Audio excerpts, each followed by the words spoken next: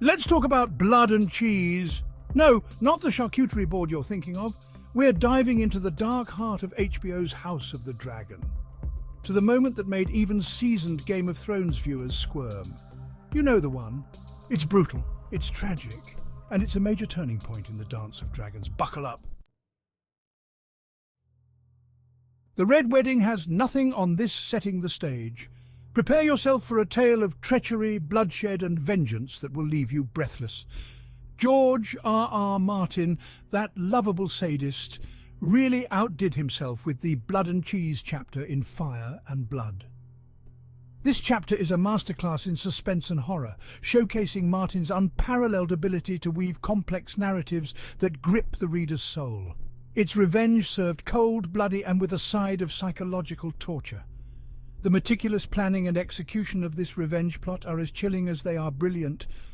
After the horrific death of Rhaenyra's son Luke at the hands, or should I say claws, of Aemon Targaryen, Daemon vows revenge.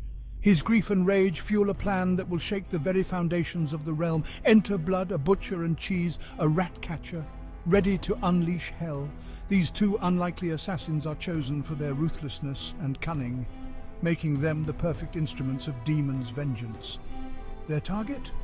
The children of Queen Alicent and King Viserys. Yeah, it's that intense.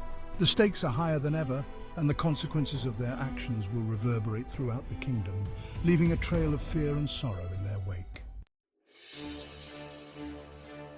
HBO's balancing act, Blood and Cheese, show versus book.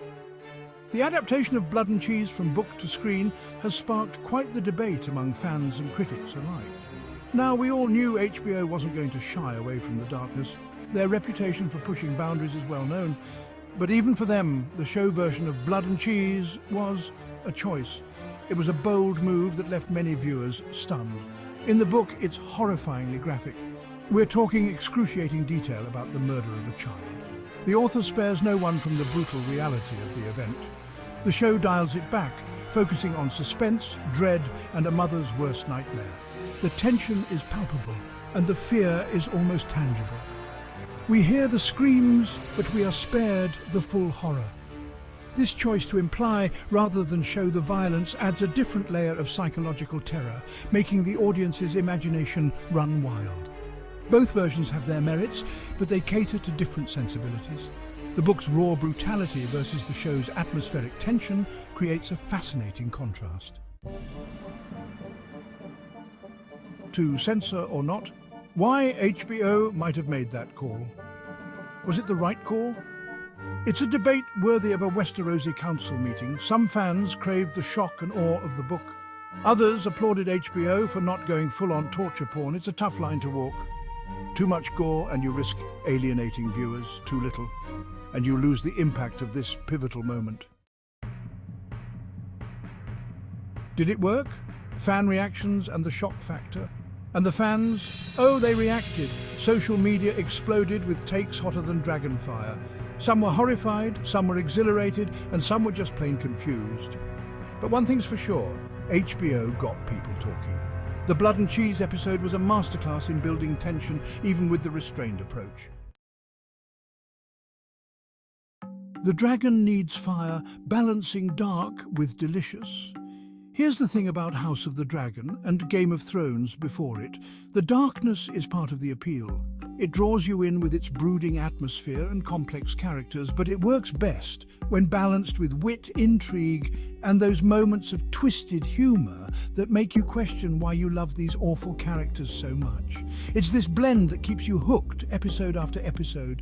The Blood and Cheese episode understood this perfectly. It gave us horror. Yes, with scenes that made us gasp and shiver, but also that delicious tension, the political manoeuvring that keeps you on the edge of your seat, and the sheer audacity of it all. The characters' bold moves and risky decisions make the story unpredictable and thrilling. It's this intricate dance of dark and light, horror and humour that makes the series unforgettable. Ultimately, a missed opportunity. So did House of the Dragon nail it? Did they deliver the gut punch of the book? Maybe, maybe not. But they gave us something else. A slow burn of terror, a mother's worst fear realised, and a reminder that in Westeros, even the innocent are pawns in a deadly game. And sometimes that's more disturbing than any amount of blood and cheese.